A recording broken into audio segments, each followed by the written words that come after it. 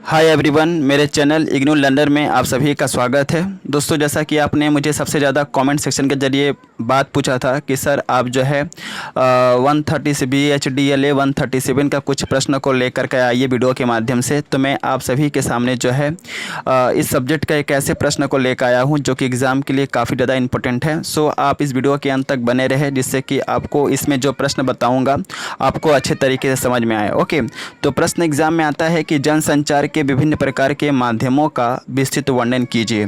तो सबसे पहले हम जानेंगे कि आखिरकार जनसंचार होता क्या है। ओके, फिर इसके बाद हम जानेंगे कि जनसंचार के कौन कौन से माध्यम होते हैं। तो सबसे पहले आपको हेडिंग देना है और हेडिंग के तौर पर लिखना है जनसंचार। इस हेडिंग के अंतर्गत बस आपको लिखना है कि जनसंचार एक ऐसा माध्यम है जिसके द्वारा कोई भी मनुष्य अपने मन की भावों को, अपने मन के विचारों को किसी दूसरे व्यक्ति के पास पहुंचाता है। और जिस माध्यम का सहारा लेकर के कोई भी मनुष्य अपने मन के विचारों को और अपने मन की बातों को जब वह किसी दूसरे व्यक्ति के पास पहुंचाता है, तो इस तरह के माध्यम को हम बोलते हैं जनसंचार का माध्यम। और आज के आधुनिक युग में जनसंचार के निम्नलिखित माध्यम हैं, जैसे कि टेलीफोन, रेडियो, टेलीविज़न, समाचार पत्र। ओके, तो ऐसे बहुत सारे माध्यम हैं जिसके द्वारा मनुष्य जो है अपने मन की भावों को और जो है अपने मन के विचारों को किसी दूसरे व्यक्ति के पास पहुंचाते हैं। समझ गए? अब आपको पैराग्राफ चेंज करके लिखना है कि जनसंचार के निम्नलिखित माध्यम होते हैं और इनके माध्यम को हम निम्नलिखित केंद्र बिंदु के अंतर्गत बता सकते हैं, जो इस प्रकार है। सबसे पहला हेडिंग देंगे रेडियो। ओके, तो इस हेडिंग के अंतर्गत आपको लिखना है कि रेडियो जो होता है जनसंचार के सबसे प्राचीन काल के माध्यम में से रेडियो जो है जनसंचार का एक सबसे महत्वपूर्ण माध्यम है। वैसे तो प्राचीन काल में बहुत सारे जनसंचार के माध्यम हुए, उसमें से रेडियो जो है सबसे प्रमुख स्थान पर आता है।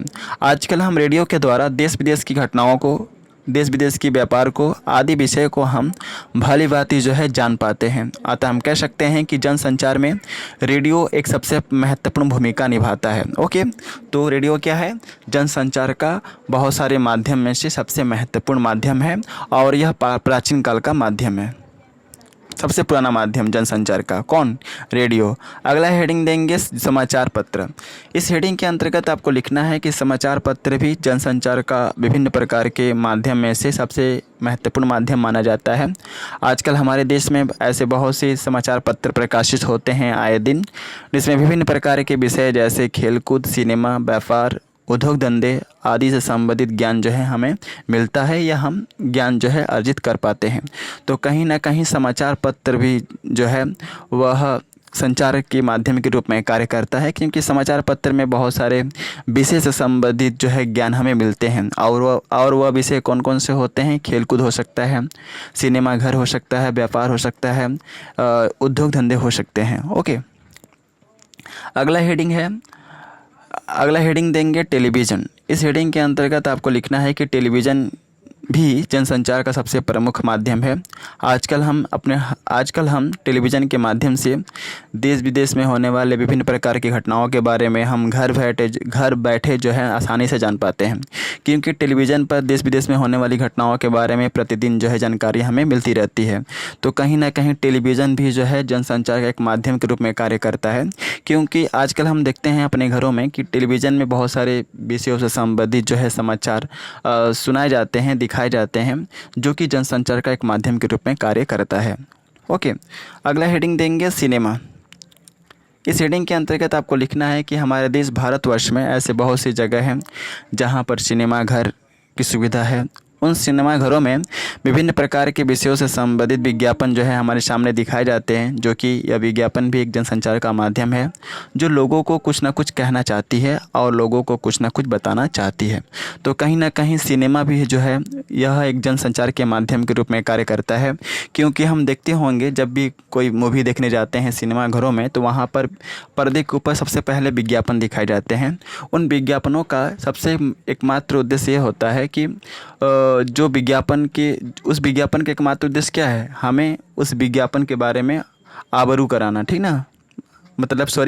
उस विज्ञापन के बारे में हमें क्या करना? परिचित, मतलब कि उस विज्ञापन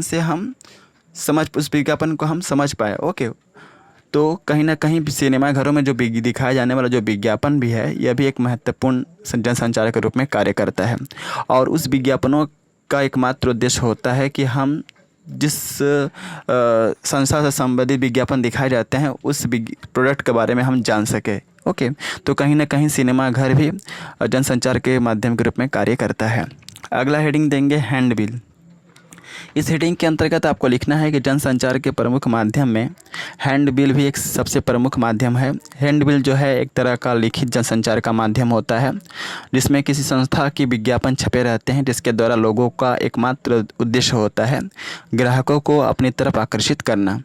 ओके, जैसा कि हम जो है आए दिन स्टेशन पे देखते हैं, जो एक लोग रहते हैं जो कि हैंडबिल जो है छपे हुए हैंडबिल को अपने हाथ में रखते हुए बांटते रहते हैं। तो उन हैंडबिल के द्वारा उस हैंडबिल में किसी संस्था का विज्ञापन छपा होता है और उस विज्ञापन को लोगों को क्या करना, बताना होता है। तो कहीं ना कहीं हैंडबिल भी एक जनसंचार के माध्यम के रूप में कार्य करता है।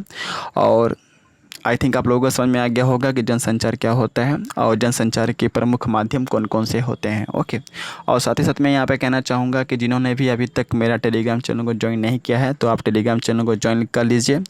ओके, सो मिलते हैं नेक्स्ट वीडियो में इसी तरह के इंपॉर्टेंट क्वेश्चन के साथ। So best of luck for all of you for exam and thanks for watching my video. जय हिंद, वंदे मातरम।